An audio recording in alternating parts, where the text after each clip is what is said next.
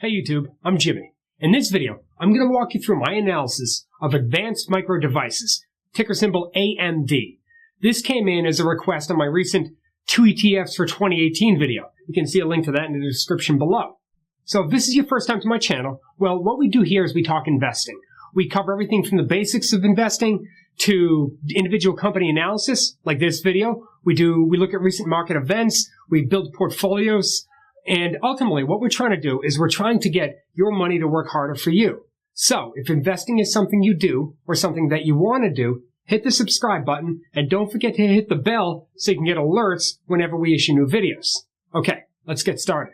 So I've done a few company reviews recently, and it seems to be a popular type of request from subscribers, which is perfect because one of my favorite things to do is researching companies. So one thing that I've decided to do is I've tried to formalize what topics I cover in these types of video. Now, I'm still tinkering with it a bit, so if you have any ideas as to the types of things that we should include that maybe I don't cover, well then post those in the comments below and we can see if that's something we can add. But for now, here's what I'm going to include in this type of video.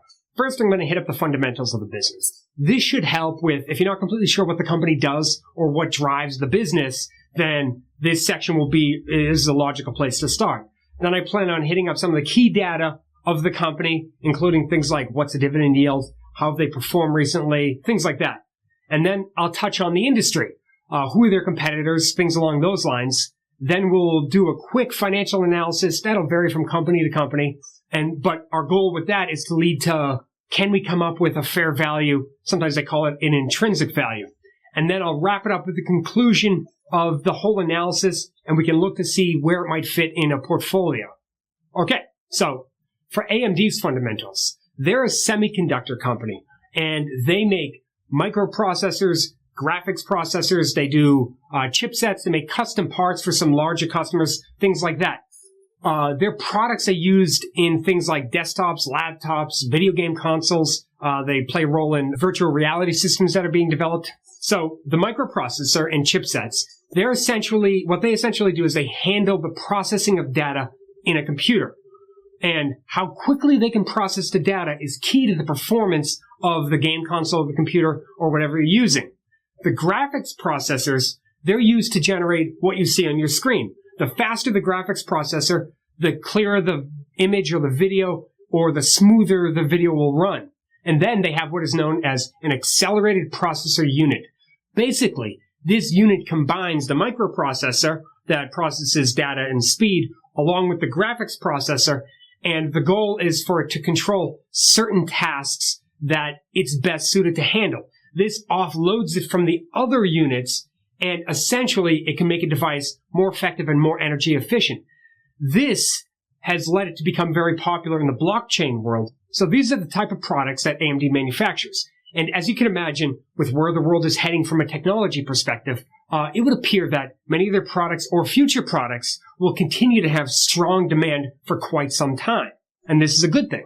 So here's some key data that I think is useful for AMD. First, they're trading right about 1950 when I started filming this, and they have a market cap just shy of 19 billion. They don't pay any dividend, so they have a 0% dividend yield. They have a PE ratio of about 63, which is, at first glance, fairly high. To put that in perspective, the average company on the S&P 500 has a PE of about 21. So 63 times, it's a bit high. Okay, over the past 4 quarters, they've earned about 30 cents a share. So, okay, now moving over to the industry. This is a very, very competitive industry. To illustrate, take a peek at the chart here, because this chart points out their annual profits going back to 2011. And as you can see, they were profitable in 2011, and they weren't profitable again until 2017. And they've maintained profitability since then. If you look at the past 4 quarters, we can see that they've been profitable in each of the past 4 quarters. And I bring this up to illustrate the competitiveness of the industry. And if you look back at 2017, what popped AMD back into profitability was at the beginning of 2017, they came out with some new chips. And these chips helped spark interest in AMD's products, and ultimately this helped drive the revenue higher and led to profitability. And this is likely to carry them through 2018, as most analysts seem to think that these chips are going to have at least a strong next few quarters. So on the flip side, the competition. Now, two of AMD's primary competitors, and in two of their big products, the microprocessors and the graphics processors, are Intel and NVIDIA.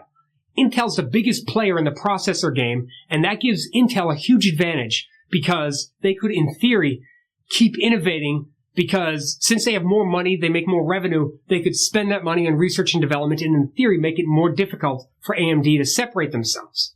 Then, on the other hand, you have NVIDIA. NVIDIA is the key player in the graphics processor space. And the graphics processor space is a logical jumping off point to get into the virtual reality game and the artificial intelligence game. So, and that's the space that AMD is pushing towards right now. So in theory, as NVIDIA pushes in that direction, it could end up causing some headaches for AMD.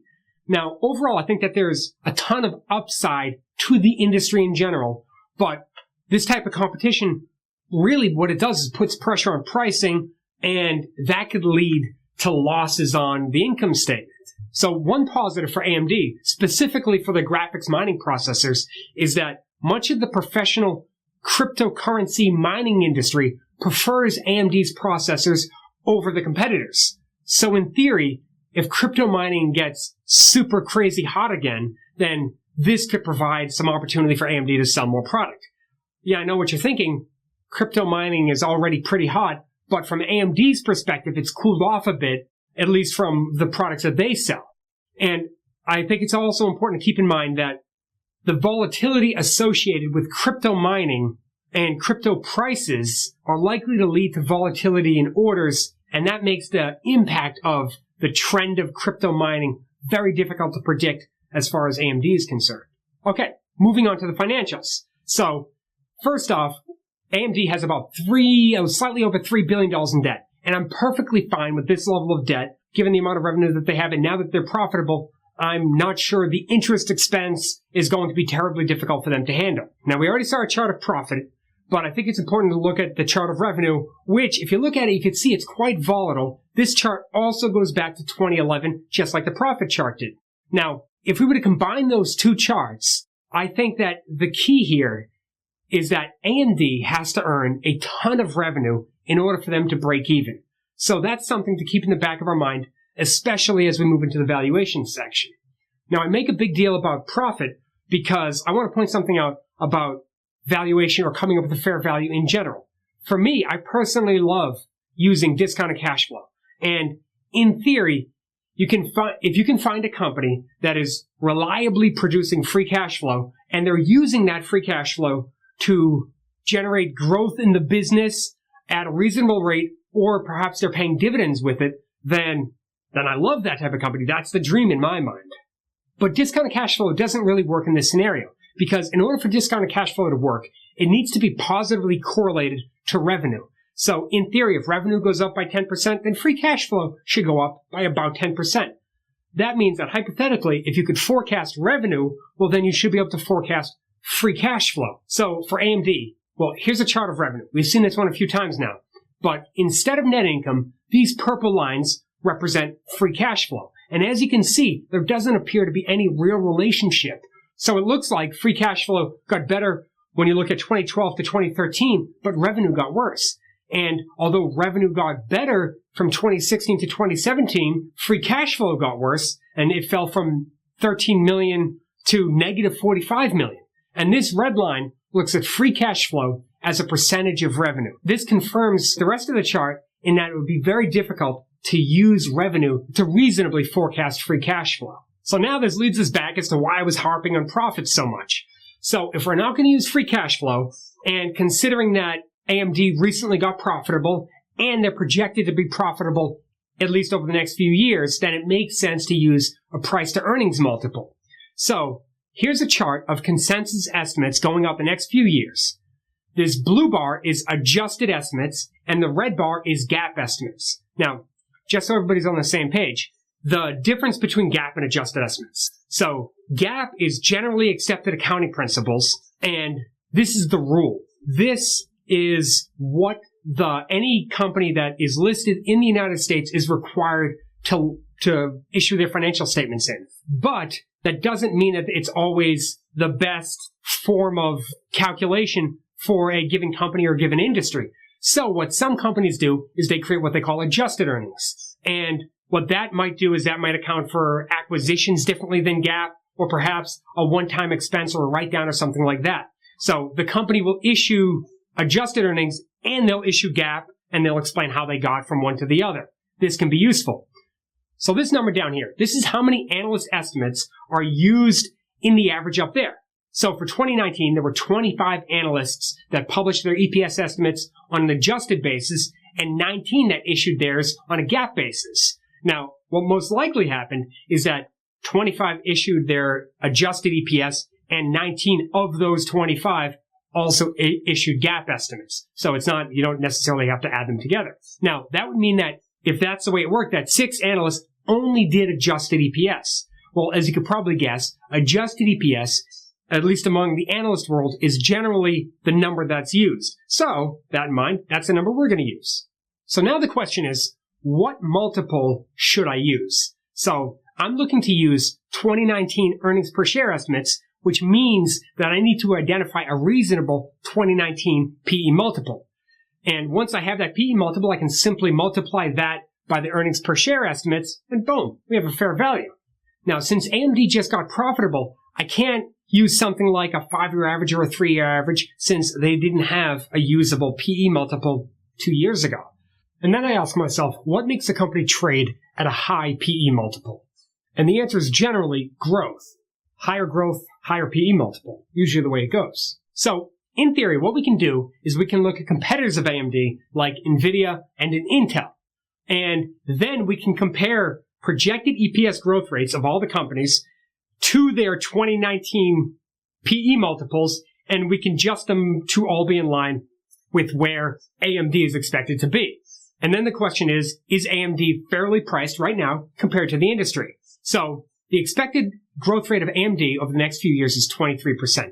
Intel is expected to grow their EPS at 9% and NVIDIA at 10%. And I didn't think that was enough companies. To use just 2 more companies to analyze an industry doesn't seem right. So I also threw in Qualcomm and Microchip, and total, pretty much all those companies are expected to grow at a lower rate than AMD is. So when I adjusted all of the individual companies' growth rate to be in line with AMD's, and I also adjusted their PE multiple, it looks like a reasonable PE multiple for AMD would be about 35, given their growth. Now, the number actually came in a bit higher than 35, but I adjusted it downward because it came in at almost 38. But I adjusted it down to 35 because I didn't think it was right to go toe for toe with companies like NVIDIA and Intel on the same scale because AMD just got profitable, and I didn't think it would be fair to just say, okay, they're all in the same playing field now. So I adjusted it down. I adjusted AMD slightly down to put them more in line with what I believe is a fair value for the company. Now, given their 66 cents projected earnings for 2019 and a 35 PE multiple, that would imply that their fair value is at about $22 per share. So right now, AMD is trading at just below $20 a share, which means that, in theory, the $22 fair value is slightly more than 10% away from where it currently stands. Now, as I did my research, fundamentally, I like what this company does. I think they and the industry has a ton of upside. They're making new products, and some of those products are making headway. But my hesitation is the competition. Companies like NVIDIA and Intel, what will they create next? What are they going to put up? For me, on a personal basis, I'm not sure I'd want to have a full position of this company in my portfolio. Now, for me, that's mostly because what I prefer is, like I said before, the free cash flow companies that are very predictable, and I think I like that stable type of company better. But I do think that there's enough upside in the industry that it might be worth taking a small position. But the way I would do it is I might consider pairing AMD with companies like Intel, NVIDIA, Qualcomm, Microchip, companies like that. If I were to buy all of those companies as a group or even an ETF that has all of those companies in there, then if those all represented one position in my portfolio versus a typical, more stable company that I like, I think that the whole industry appears to have a pretty solid upside. So if I were going to take a position, that's how I would do it. Now the question is, what about you? What has your research shown you? Was there anything key or crucial that you felt that I didn't mention in the video? And what was your conclusion? So let me know what you think in the comments below. And if you like this video, hit the thumbs up and please hit subscribe. And if you have any ideas for new videos or videos like this, or don't forget any ideas or maybe a topic I didn't cover for this type of company, then add that in the comments below. And if you made it this far in the video, I really do appreciate the support, and I look forward to seeing you in the next video. Thanks.